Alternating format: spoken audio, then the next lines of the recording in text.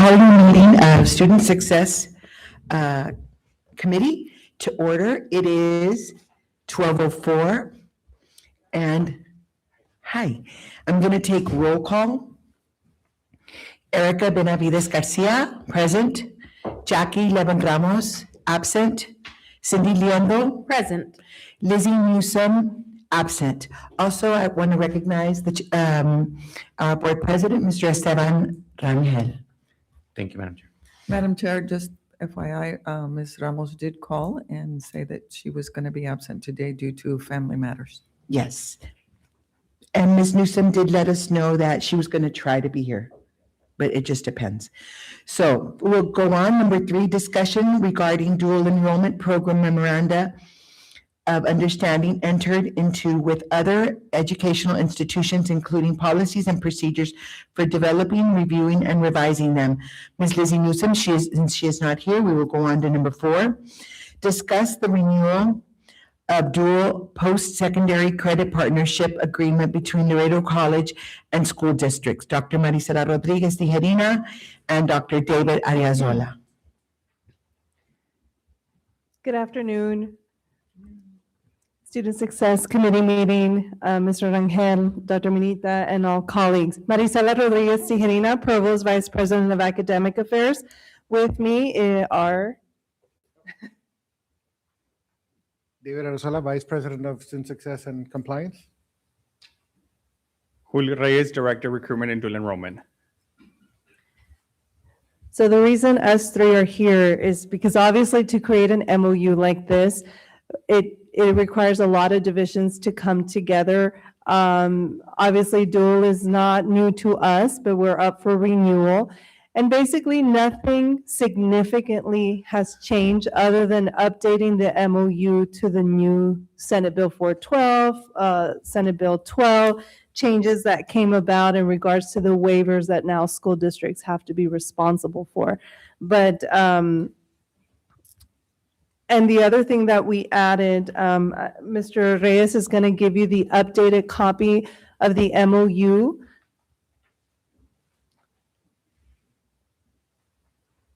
Thank you.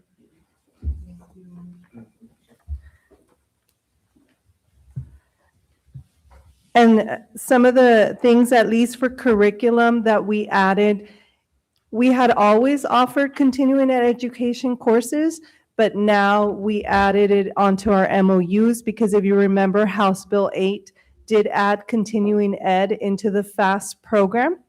And so we offer both college credit and continuing ed courses. Continuing ed courses, however, under TEA are not necessarily a dual. In other words, it's an extra program that some students, selected students will do, but it's not going to count as a high school equivalent. Because in the world of dual enrollment, that means they get credit for the high school and for the college, right? In some programs that we offer, they may not get the high school credit, but they're getting a college continuing ed credit, non-credit rather, in order to land a job or get a certain particular licensure, which is allowable under THECB. And like I said, we added the Senate Bill 12, 412, and just reiterate from the previous MOUs that, of course, when it comes to the college component, the grade appeal processes, as far as academic affairs, the faculty qualifications, those are all governed by the college. Those are not that the high school will have authority over due to our compliance. And part of academic affairs also is that regardless of how we teach it, whether it's at United, Ciarroa, online, hybrid, face-to-face, that it's the same student learning outcomes, the same rigor, the same expectation, the same monitoring of an exam. As I mentioned previously in a board meeting, that whenever it's an online course, we have to ensure that student A on the roster is student A taking the test. And so all of those are just reiterated again on the MOU. And I'll hand, I don't think I missed anything else on academic affairs, but I'll hand it to my counterpart on both Julio or Dr. Arrazola to explain the enrollment sections. Good afternoon, everyone. So a little bit of the enrollment side that we've added, we've actually outlined the roles and responsibilities between Laredo College and our school districts. So for example, Laredo College, as Dr. Tijerina has mentioned, is responsible for the curriculum, the instruction, the grading, the faculty credentials, student support services, and as well as the academic integrity and course quality. At the school side, some of the responsibilities, of course, working hand on hand with us would be working with the parents, the student recruitment portion of it, that the students in 8th grade are joining these programs while they're still in high school, working on their parent communication. Throughout the MOU is stated that it's a communication between the school and the parent. We as a college, we won't have that communication with the parent unless it's required from the schools.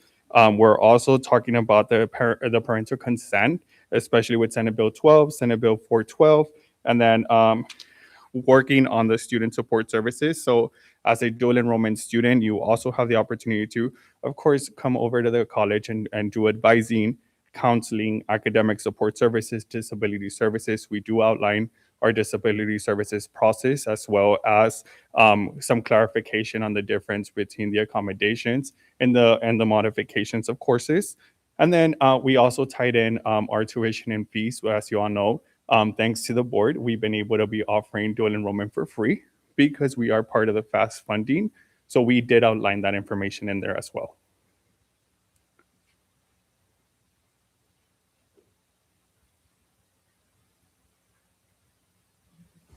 Questions? I have, Madam Chair. Thank you. The MOU, is it annually, or do we do it like a 2, 3, 5-year term kind of a deal? We do. So best practice, 3 to 5 years. 3 to 5 years? Right. And that is approved by the state that we could do that? Oh, yeah. Okay, I'm just making sure. And of course, if there's any updates like that need to be done, that we can't wait in 3 years, that's where you add an addendum. I was or some about to kind of ask that. So we exhibit, do yeah. addendums to the MOU If needed. if needed. Now, that is, correct me if I'm wrong, that is authorized by the board, that the president of the college could just approve it without having to bring it to the board? Correct. Yes? Mhm. I'm just asking a question just in case there's. So typically what'll happen is once we, both the district and the college agree, we'll have a signing date. And so on the bottom of the document, it'll say signed on, and it'll have the date. And then over the course of next summer, after this 1 year, and throughout the year, the district and the departments are in communication. So if an addendum needs to be made, or policies change, or laws change, that then govern us to do something different, and we make a modification to the amendment, there will be an addendum added to the document, or we decide we need to identify or define a particular term, we can add that as an addendum as well. But that does not require board approval. It does not require, it is only a decision made between the ISD and the college. That's a good thing. The last thing is, when was the last time that this was brought to the board? 2022? 2022. The original, yes. But every year, we've brought updates to the board at the end of every academic year, and the districts have presented to this board. I do know that the school districts, both Correct. UISD and LISD, come and always present to the board, which pretty much it should be happening anytime soon, no? Right. So this board meeting, UISD will present, and then in May, it will be Laredo ISD, and then if we have a June meeting or July meeting, it will be our surrounding areas. There's questions. Thank you. Thank you, Julio. Thank you, Ms. And Dr. if I Tijerina. may add, if needed, that something needs to be brought back to the board, let's say tuition. Let's say the state no longer offers FAST, and for whatever reason, we need to start charging 50%, or the way we had it in the old model. Mhm. Anything that reflects tuition and fees has to be brought back to the board. So rest assured, now procedural, grade appeal processes, learning management, that's administrative, right? But anything that pertains to board approval will be brought and added in an addendum. So in other words, it's just pretty much tuition and fees, what is pretty much what comes to the board. That I could think of It's on top of my financial. head. I'm looking at Rusty because there might be something I'm It is forgetting. tuition fees. But But yeah. that's the biggest part. Because it'll affect the budget, Exactly. and that's your role. Okay. But the management, the administrative roles, those are ours. The financial part is yours. And I have the last 3 years that I think, since we started with the FAST program and we don't charge tuition and fees, and you all approved it the first time, I have been going to the ISD board meetings just to present to them that we will continue to provide that service as free of charge. Mhm. And as a matter of fact, at the March board meeting for LISD, we received a recognition from their board of trustees that I shared with you at the last meeting for our partnership in their dual credit program, because we don't charge them tuition and fees, and that certainly helps their budgetary issues right now. Okay. So, Thank you, and we've Manager. been recognized last year we got recognized by UISD as well. Thank you, Manager. And one last thing, of course, we don't work with the MOU, just LC people. We have worked all year long, I want to say, with all the school districts. And we did give them a copy of our draft. Minor edits that needed to be incorporated are what you see today. So all school districts have a copy of this and also agree to the agreements, and it's been carefully reviewed. Anything? Anyone else? Okay, thank you. We'll move on to number 5. Presentation on Talent Strong Texas Pathways Prior Learning Assessment Initiative, Dr. Heriberto Hernandez.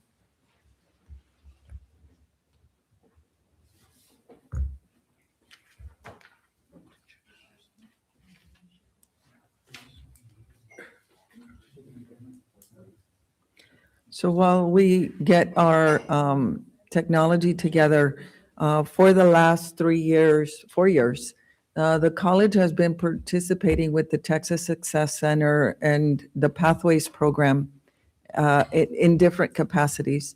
This year, our initiative has to do with developing pathways for workforce programs. And one of the initiatives that Dr. Hernandez, and with the help of Dr. Olivo and the different chairs, is we're looking at how do we assess prior learning to give credit for prior learning and support students through their academic or workforce programs. And so with that, I'll turn it over to Dr. Hernandez. Good afternoon, Dr. Olivo. Good afternoon. Thank you so much. I was delayed in my previous meeting. That's fine.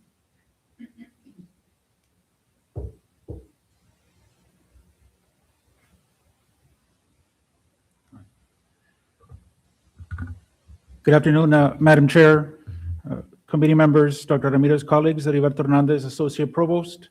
Good afternoon, Dr. Olivo. Just double checking if you can see the presentation. Good afternoon. How are you, Dr. Hernandez? Well. It's great to be here with all of you. And I'm so proud of your progress with the assessment of credit for prior learning. And I'm looking forward to your continued success in implementing this as a college. Thank you. So I'd like to begin my presentation by briefly framing the Texas Pathways Initiative. As mentioned by Dr. Manita, this is a statewide initiative led through the Texas Success Center. And Texas Pathways focuses on improving student completion by ensuring colleges provide clear academic pathways, intentional advising, and structured progression from entry to completion, whether that's for transfer or workforce placement. Laredo College is not only facilitating but accelerating the Texas Pathway principle of completion through a new initiative by recognizing students' prior learning and experience and placing students at the appropriate entry point. And to support colleges in this work, the Texas Success Center partners institutions with pathway coaches that not only guide but mentor colleges in their initiatives. So at this time, we've met Dr. Cynthia Olivo, who is the president of Fullerton College in California. But I'd like to pass it on to you, Dr. Olivo, if you want to give a better overview of the role of the coaches and how you've been working with Laredo College. Yes, thank you so much. Well, on behalf of the Texas Pathways Project, I'm very proud to work with Laredo College and all of you, Dr. Hernandez, especially my point person. A coach is here to guide and help to move through any of the barriers that might exist so that you can have a successful implementation of the effort the college is focusing on. Now, I'm very proud to say that Laredo College has selected credit for prior learning as the mechanism to help students achieve success at greater levels. So when we began this process, we started to look at how can we design a system that would work in the entire college to help students achieve this credit for prior learning, to honor their experiences so that way they can make a transition from your non-credit area to the credit area and vice versa so that you work more seamlessly as a system. And I will say that I will be conducting a site visit and I'll be there in person with you in Laredo at the end of June. By then, I feel like you'll be at a great point in this process so that I can help you further move towards your goal of having this ready for the fall semester. Thank you so much, Dr. Hernandez. Back to you. Thank you, Dr. Olivo. So the next portion, and this would go into the slide presentation, is pretty much how this assessment of prior learning, which is used interchangeably with prior learning assessment. We just want to be a little bit different and switch it up so we can use the acronym APPLE. So assessment of prior learning, right? But they're used interchangeably. So just a brief overview. Again, it's accelerating student success through their recognition of prior learning.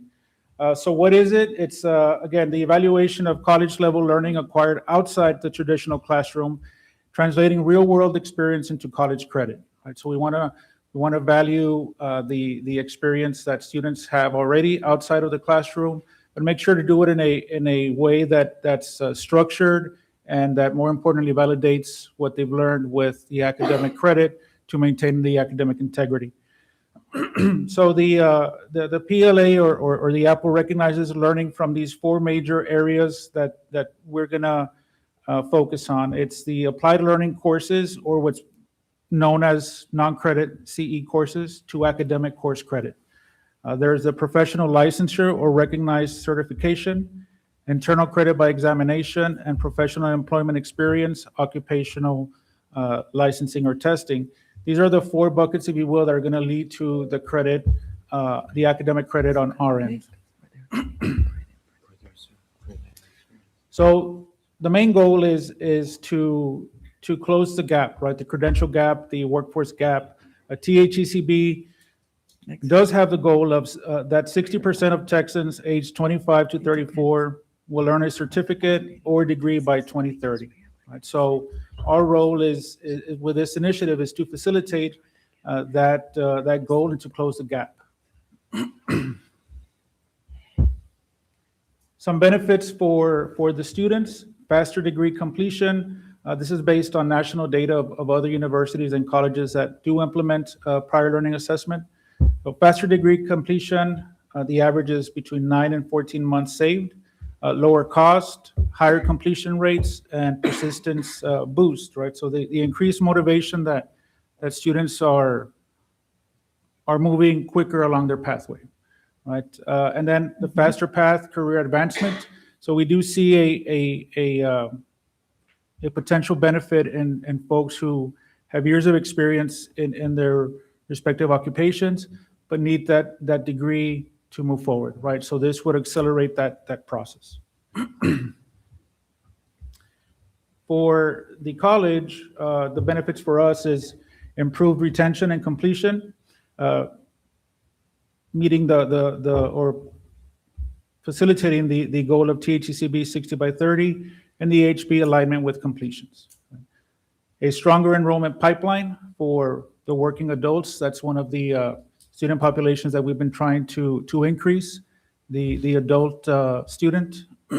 So again, this is another pathway for them to come into the college. And then the community impact, right? It positions Laredo College as a leader in recognizing and serving the community's experienced learners. Now, like I mentioned before, academic integrity is key. We're not just simply issuing out the academic credit, right? And this is a process that we're trying to just finalize and make sure that there's no inconsistencies with these prior learning pathways that they can earn credit for, right? So with the help of Dr. Olivo, Dr. Maricela, the student services side, we're trying to finalize these processes, right? So the first key here is the faculty validation, right? So faculty really plays a major role in this initiative because they are the subject matter experts of their own respective disciplines. So they are the final, pretty much decide which are valid, which prior learning assessments are valid and which are not. They are the academic gatekeepers, right? They're aligning with, they do the alignment with the competencies that they've earned outside of the classroom with the course learning outcomes. There is a workforce alignment that is specific to these disciplines that, again, faculty ensure, and then they maintain the consistency standards across the students in the different programs. So just an overview of the process right now as it stands. There's an initial screening of prior learning activity where we determine whether a prior learning activity is eligible. And again, we're ensuring alignment with college level learning expectations, existing courses, and outcomes. We have the artifacts of submission and validation. Here's where we evaluate either their licensures or credentials, aligning again those competencies from the licensure to the courses.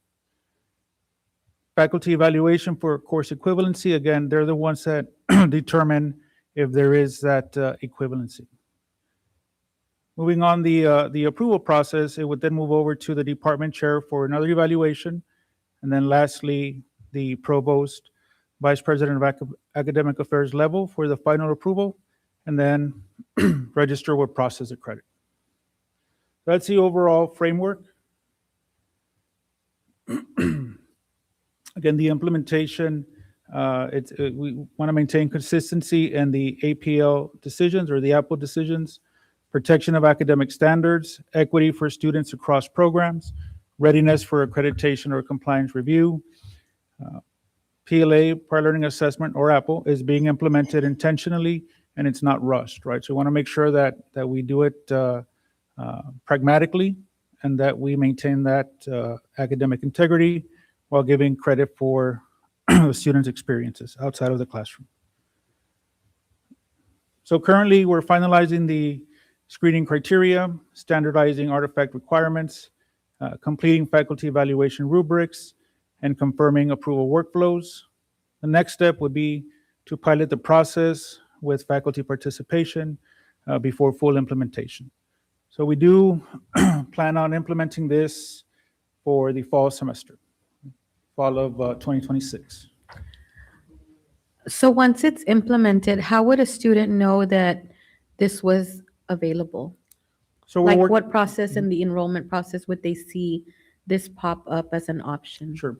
So once all the framework is finalized, we will be having internal trainings, right? So there's multiple various different points, and we're trying to identify all the points where students can become aware of these opportunities, right? So it's either advising, traditional advising method, or when students go directly to the department for advising. We are working on a website as well that leads them to these opportunities. So advising is critical. That's the first point of contact that they'll be advised of these opportunities. Thank you. Madam Chair, following up with Ms. Liendo, I think that's a really good question on I think allowing the community to understand that their experience has a lot of value. I think that our advising team or even the department head is speaking the same language to the community, because a lot of people have a lot of experience, but they just needed that little hump to be able to have the degree. And like you said, Dr. Hernandez, is to be able to like now apply for the next position that is requiring a degree. So I think that that is a key component to being able to have advising and either department or whoever it is speaking the same language, because I think it's going to be crucial. And we do have a large cross-functional team that we meet periodically, that's comprised of all the major elements of student services, advising, financial aid, pretty much all the major departments within the student services, faculty, and then administration on the academic affairs side to just complete the loop on everything. Yes. Maybe we can Dr. correspond. Hernandez, if I Maybe, could. oh, I'm sorry, go ahead, Dr. Olivo. Thank you so much. I will say, I remember meeting with you at the recent Texas Pathways Conference, the integrated team, and you all had in mind several specific programs that you would begin with. So the webpage and the outreach, the advising could be specific to these 3 or 4 programs that you were going to start with. Correct. We have identified at least one prior learning opportunity in each of the tracks that I mentioned. So we already have, for example, a courses identified for the continuing ed non-credit to credit side. We have a licensure that we've already identified that we're looking to finalize. We have the occupational experience example of it. So there's one for each of those different categories. We are working with IT in the development of a website. We do feel that that's very important to deliver the message like Dr. Olivo mentioned, and then working with our advising teams. Most of these are geared towards workforce programs, and we do have a very robust advising when it comes to these individualized advising programs where they go directly to the program. But nonetheless, we are obviously wanting to promote it campus-wide with the traditional advising as well. Okay. What I was going to say was, other than just traditional advising, maybe we can do an outreach to those companies and those businesses that we partner with, or that, good idea. work with us, Yep. or that, not just work with us, but people that, are in our community, and let them know Yes. so that they can let their employees know, especially, some that have been working with them for such a long time that just need that little A push. little push, yes. And we're actually starting that process. All of our workforce programs have advisory committees twice a year. And we're starting to introduce this at the advisory committees, which are comprised of stakeholders, industry stakeholders. But we do plan on having, obviously social media, open houses, information sessions for this as well. Very good, thank you. Mr. Rangel? Programs, I'm sorry, can you mention the programs that we're looking into so the community would know? Yes, so really, it's any program that meets certain criteria for that prior learning assessment. But the beauty, once this process is set in place, let's say there's an individual who has a certification, a mechanic certification, right? They can provide us with that credential, and then we'll run it through our assessment. And if there's alignment, then that particular credential would be added to an inventory that we're going to have that credits that or validates that particular credential. So there's not a real, this one does, this one doesn't. Okay. It's all going to go through an approval process, right? Okay. And so that creates greater flexibility in the different credentials that we can take in. Very good. But they're all going to go through the same evaluation process. Very cool.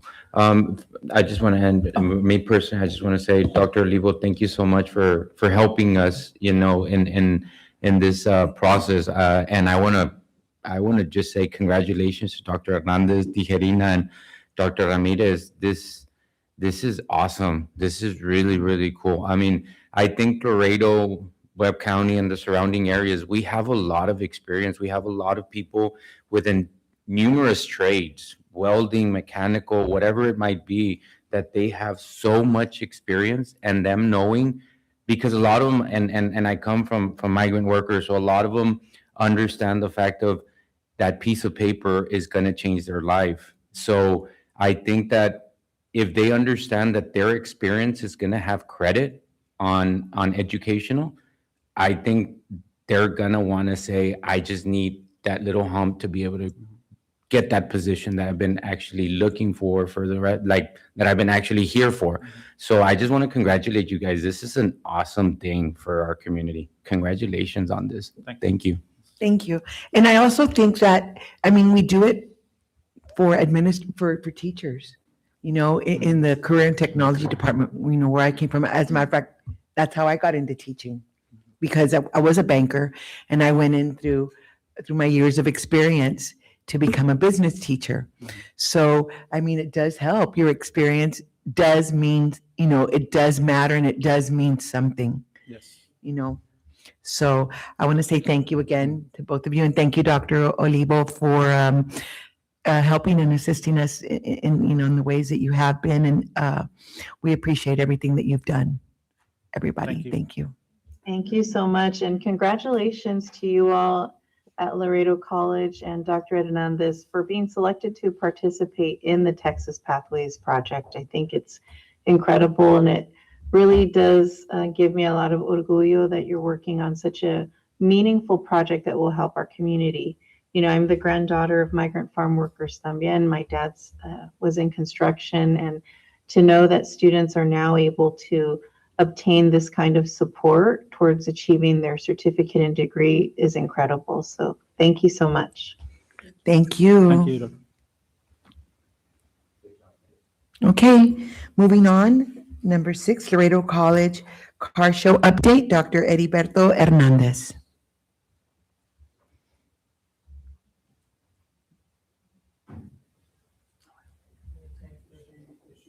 Okay. So you mentioned that Esteban comes in with experience in mechanical. So it'll be evaluated to see, okay, Esteban, you have 15 years of experience. You're eligible for these. Well, no, you have to bring, so you have to show, for example, you were a mechanic at Sames, and Sames sent you to Detroit to go get, and so you have a certificate, right? That certificate, we're gonna take into account, and we're gonna give you credit for that certificate. So, Once again, good afternoon, Madam Chair. For this particular agenda item, I do need to apologize because I was trying to bite off a little bit more than I can chew and add a lot of pizzazz to the presentation, and then somehow it didn't save, so I ended up with like 2 slides. But I will submit the full presentation to you all later this week, so you can really see just the beautiful machines that were out there in the car show. We did host our annual car show April the 18th, right? Rev Your Engine for Education. We had a lot of participants here, and it's grown.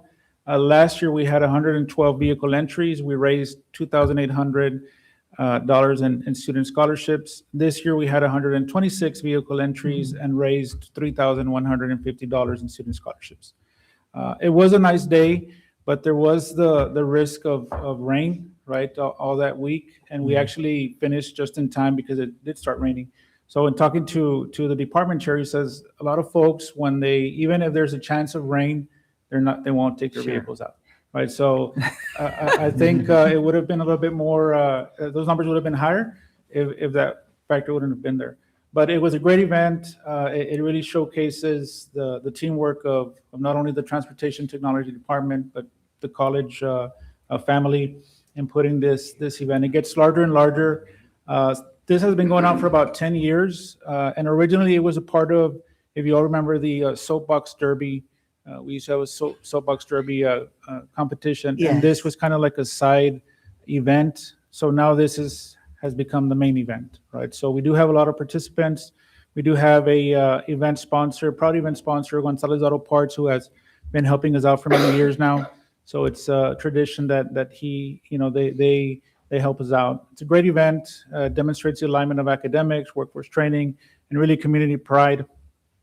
And it is one of those events that highlights the South Campus. So we look forward to continuing to grow the event and attracting more vehicles, more people from out of state.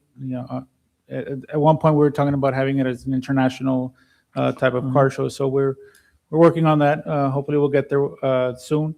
But the good thing is that it keeps growing and growing every year. I don't know if there's any questions. Thank A you. couple of shots from the car show. Chucky always makes an appearance. I didn't know that he actually moved, and I was next to him and started moving and startled me a bit. But it's a great turnout. It's a great event for the college. Thank you. Thank you so much. Yes, great job. Thank you. Number 7, update on the big event. Mr. Pedro Rivera.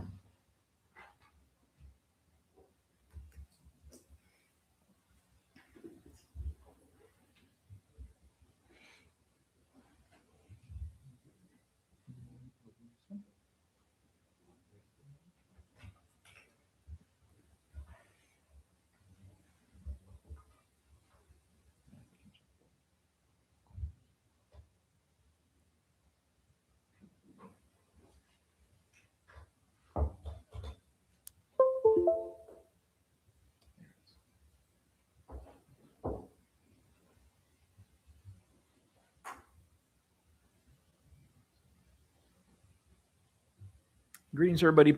Good afternoon. Pedro Rivera, Director of Student Life here for the record. Today, I'm going to be providing a very quick recap on the big event 2026. I'll provide you with some numbers for our event on that day, along with some of the highlights of the different things that we were doing throughout this day filled with community service. This is a picture of our total group of volunteers that volunteered on that day. You may see a couple of familiar faces there. We have a few students that are outstanding leaders on campus. But interestingly enough, we also have a good bunch of employees, staff, faculty members, which is actually one of the things I would like to highlight later on during the presentation. But yeah, as you can notice, we are located in front of our LBV Environmental Center. And one of the sites that we helped out on that day is actually the Paso del Indio. I'll share more insights on that as we continue moving forward. By the numbers, we had a total of 139 volunteers. Please be advised, the big event is a nationwide initiative. And so we're not the only institution in the state of Texas or in the city that partakes in the big event. This was born in Texas A&M University, I would say about 30 years ago. It is a very long-standing tradition amongst many institutions of higher education in the nation and in the world, actually. And so as you can see, we had a total of 469 volunteers. We did partner up with Texas A&M International University. The big event is big enough for both institutions, and there is a need in our community. And so we decided to partner up since last year. There are multiple similar events of this nature that I'll eventually talk about as we continue moving forward. But for today, we'll focus on the big event. Our grand total of 716 service hours is what we completed on that day. If we basically combine all the volunteers and the number of hours that they volunteered on that day, we do have an estimated financial impact of approximately $25,000 just from our Laredo College students alone. We have a total estimated financial impact in partnership with Texas A&M International and with our city partners of approximately $95,000. This includes obviously the labor that involves community service, but also different grants that were invested by our partners, equipment rentals, things of that nature. And so just keep that in mind. Like I mentioned earlier, we did have 3 separate sites throughout the entire city, and I'll cover some of those as we continue with the presentation. Our biggest project by far was the Chaguán Creek Hike and Bike Trail, which is basically an 8-mile long trail right around the Haynes Recreation Center. Many of you may be familiar with that area. We did collect, in conjunction with our TAMU folks, a total of basically 31 tons of trash along those 8 miles of trail. Sometimes whenever we work in these types of creeks and trails, the trash is not very easily seen because of the grass. And so we have to walk into those areas and, pull out the tires from inside the creek with hooks and things of that nature. We also got 58 tires out of the creek along that trail. We repainted a total of 2 basketball courts. We covered a good bunch of graffiti That 8 mile long trail actually goes under a few bridges. So we have the I think it's the Highway 35 bridge, and then there's Highway 83 bridge that goes through there, and some other bridges around that area. So we covered graffiti, and we also did a whole bunch of mulching. And so this is specifically in different parks along the trail. The picture that you have here is from Cheyenne. Cheyenne it's a beautiful park, but it's one of those parks that not many people know of, and that sometimes that needs the extra pair of hands to help it, to make it look nicer and make it usable for our community. And that's what our students did. Our next site was over at the South Texas Food Bank, which we recently had been working with through our Palomino Pantry. Overall, our students prepared 840 food bags specifically for the support of elderly members. The South Texas Food Bank has a program that specifically focuses on helping elderly members of the community, and that was our focus on that day. We also helped in the creation of 740 kids' backpacks.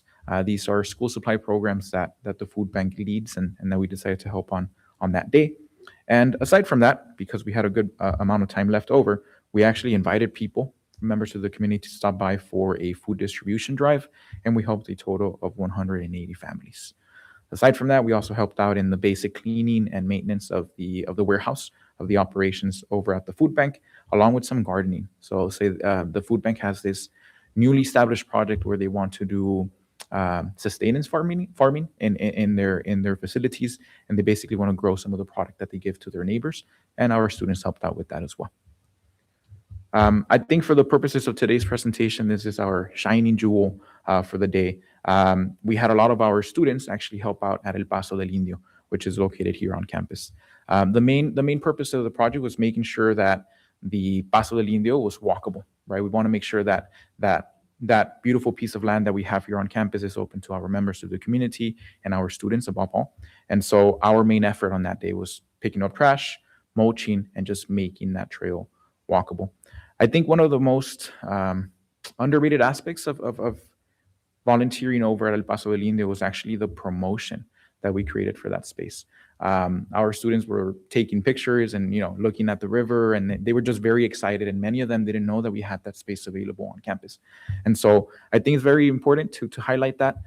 For the most part, I think volunteering in that area obviously helps in terms of the financial impact and the help that we needed in getting that place up and running for the grand opening that is coming soon. But more than anything, it's just helping our students know that we have these opportunities available on campus, and showing them that there's different things that they can do to have fun. As I was mentioning before, beyond the financial impact, I think it's very easy to focus on the financials. It's easy to come up with those numbers.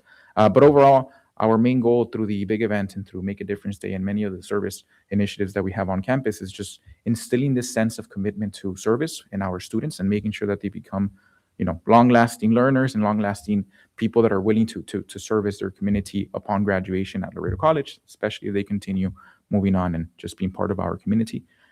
Aside from that, we can't deny that there's obvious transfership opportunities, especially when we partner up Laredo College students with 10U students, and having those conversations and working hand in hand is always a good opportunity to start talking about what comes after graduation from Laredo College. We obviously also have to keep in mind that we did have multiple strategic partnerships with our departments through the city of Laredo. We work with the city of Laredo Parks and Rec, waste management, different departments. And so just making sure that our students are also aware of some of the city's resources. And so, for instance, as we were preparing our team leaders, we also mentioned to them that there's trash pickup sites at the landfill where people can basically drop off any trash on certain days of the week, as long as they bring receipts and things of that nature for their utilities. And so just promoting the different services and resources that our city has to offer. And last but not least, what is known in student affairs as those town and gown relationships, right? Just making sure that people in our community know that Laredo College is here and that we're here to continue giving back to our community. I have this video. I'll play it in case anybody has any questions. It's basically a recap of everything that I mentioned, along with some nice pictures. I'm going to try to get it up and running. Should be working. Let me see.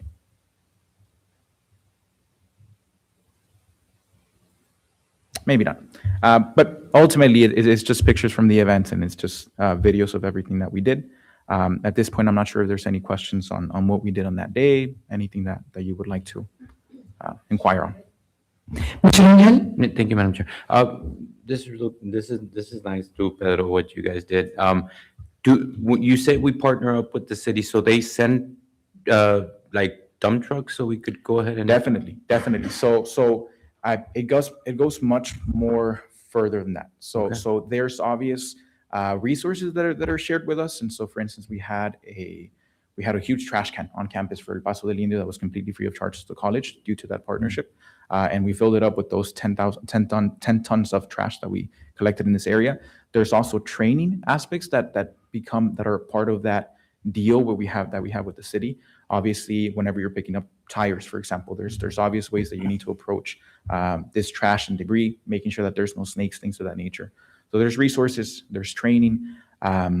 There's also access to a lot of grant opportunities that are ran by different entities on the city level. Keep Laredo Beautiful is one that immediately comes to mind. We also partnered up with HEB, for example, and so just that coalition creates a really good argument to get support from different entities, organizations, and different departments. And so it goes much more above than just borrowing the rakes, for example. Okay. There's a lot of things. And then if everything's free of charge from the city? Yes, absolutely. Okay. So I love to share this whenever I talk about events like this. Community service is free to the people that get the service, but it's not free to run, right? And so there's obviously costs that come with operations and execution of events like this. We try to mitigate those costs through these partnerships. And so, like I said, there's grants that we took advantage of. There's grants that we're applying to as a result of initiatives like this. Very cool. Thank you. Thank you, Madam Chair. Well, I just want to tell you that it makes me so proud to hear all the things that all of our students are doing. Not only our students, but our staff and our faculty is also helping. But it really does make me proud to know that our students are committed to service as well as we, and that they're learning about not only Laredo College, but our community and everything it takes to make our community grow and evolve. So I want to thank you very much for what you're doing. Good job. Very good job. Thank you. Please note that every single semester we have an event of this nature. During the spring semester, we have big events. During the fall semester, we have Make a Difference Day. Very, very similar events. Ultimately, the purpose of those events is for our students to give back to their community as well. Very good. I just want to say great job. I mean, every year, I love the big event, and every year we just see it grow. And I think the impact that you have on our entire community is fascinating. And it's also a great opportunity for the students to come together, make new friends, do something good. It's just wonderful. Congratulations. I will say, in terms of the growth, this is the first year that we work in 3 different sites simultaneously. That is a huge undertaking. I can't stress that enough. Sometimes we struggle with one area, and you can only imagine how much more difficult and intricate it becomes once you start adding more sites. But I'm very happy to say that as the events organizer, it went by really smoothly. And I think it shows that we're building that culture of our students willing to give back and our employees willing to be there and just help being extra hands the day of the operation of the event. And so I just want to make sure that I highlight that we had a lot of help from different partners in the city and the college, and I want to show my appreciation for that as well. Thank you. Next, we'll move on again with Mr. Rivera, Laredo College Summer Orientations. This is more than anything I guess just a brief introduction into some of the plans that we have in store for orientation this year. I am aware that there's some new members of this committee that I haven't presented to before, and so I'll provide some context in terms of what we do in NSO just to make sure that everybody's on the same page as we move forward. I think the first thing that I would like to start on is our Student Orientation Leader Program. The Student Orientation Leader Program is, you may be familiar with a few of them. It's basically students that we train to deliver all the content that is delivered to students at orientation. And so simply put, it's basically students that are leading other students throughout the new student orientation sessions that we have on campus. Above all, it's definitely a developmental opportunity where we teach all of our student orientation leaders some of the basics that they need to teach incoming students about the institution. And so these students are our students that lead the campus tours, for instance, which is very, I would say, superficial, right? It's very simple information that they share. but they also share information that is much more in detail and in depth. And so, for example, they will also share basics about financial aid eligibility, how to log into Canvas, how to talk to your professors, and things that are much more important towards first day success for incoming students at Laredo College. And more than anything, the ultimate purpose of the Orientation Leader program is to ensure that, yes, we have faculty and staff members that are here as resources for our students, but above all, to prove that students can also be resources themselves, right? Ultimately, what we try to do is creating those long-lasting connections between incoming students and their orientation leaders, while at the same time telling the orientation leaders, hey, be ready to answer any questions that may come your way, because you're that first person that they talk to. You're that first student that they may create a connection with. I believe that that's called ownership. They're taking ownership of their school. And I think that is so important because it gives you a different love for the place that you're at. It gives you a different perspective of what it takes to put things on and make things happen and make things appropriate for the student in what we're doing. So I really love that idea. Very Yeah, good. and I think just based on an eye test of the program, it's working. I think for the most part, many of the students that are trained and hired as orientation leaders during the summer eventually get hired by other offices because other departments and offices understand that we're giving them the training that they need to be excelling in those work study roles and things of that nature. And so, yeah, ownership is a good way to summarize the whole entire slide. This is our basic schedule for orientation. Historically, we've started at 8 a.m. That is very taxing, especially during the summer and especially for back-to-back sessions for our orientation leaders. Based on feedback as well, we have also shortened orientation. Instead of starting at 8, we're actually going to be starting at 9 a.m. with our check-in. We do have a 1-hour-long check-in. In some sessions, that's a little overkill, but in other sessions, especially towards the end where we may have upwards of 350 students attend these sessions, we need as much time as we can have during those check-ins. And so at 10 a.m., we start with a brief welcome. We go over, basic ground rules and just icebreakers. And then we start with our LC tour from 10:30 to 12 p.m. At exactly 12 p.m., we're bringing them back to the Cason or the William Billy Hall Center over at the South Campus for lunch. At 1 p.m., we have a general financial aid presentation on financial aid eligibility, working on campus, scholarships, grants, and different financial aid options available for students here at the institution. From 2 to 3 p.m., we have our college readiness basics, which covers everything that the students needs to know to be successful on the first day of classes. So we teach students how to log into Canvas and check, discussion boards that are led by their professors on the first day of class. We teach students how to, talk to, figure out their advising sessions, Title IX, different things that we have to teach through different state requirements and legal requirements that we have to give to incoming students. And so this is arguably the most important part of the day because it's the most content heavy portion of the orientation sessions. And then from 3 to 5, we take them over to the rec sports area. This is arguably the most fun portion of the day. This is what our students love, as you can see in their faces on these pictures. We do this for multiple reasons. Don't think that we're just trying to fill time here.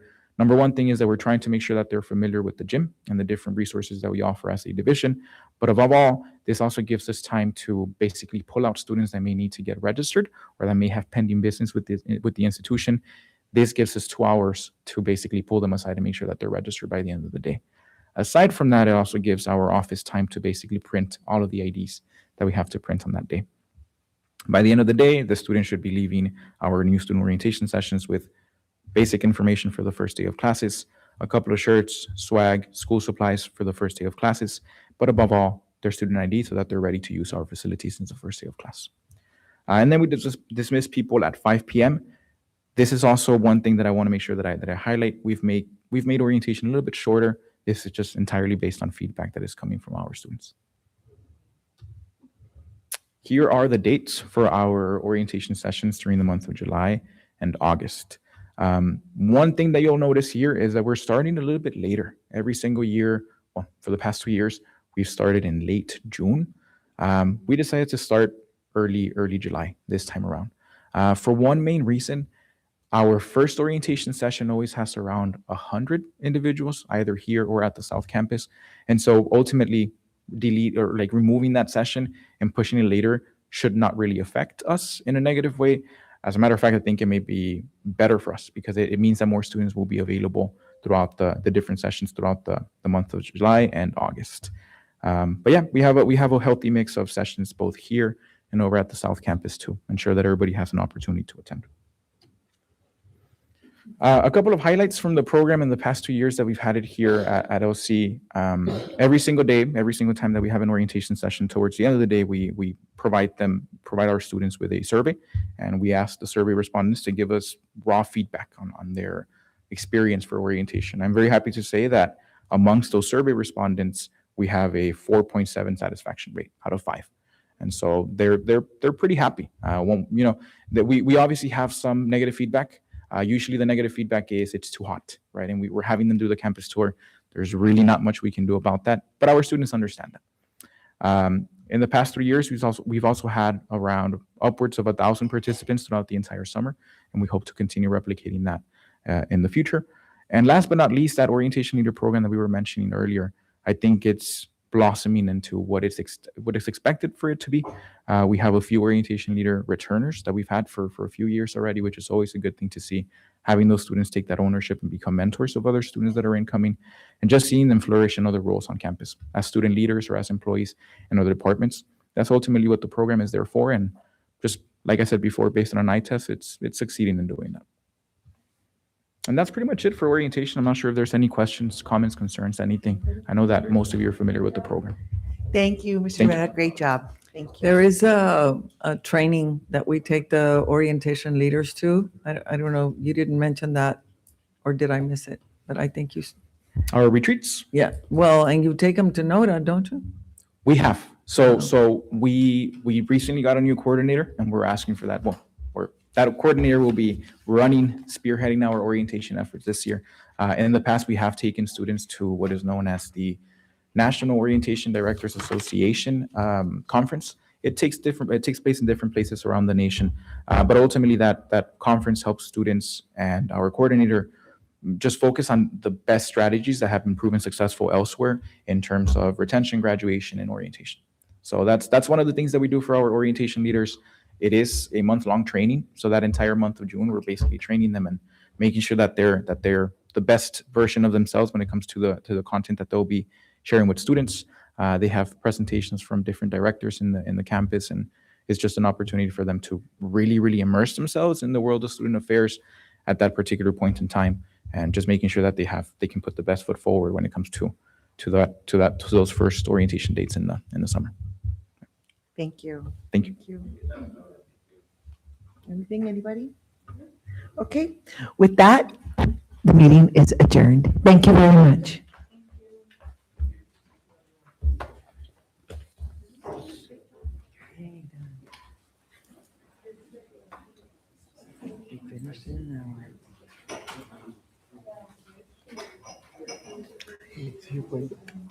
I'm going to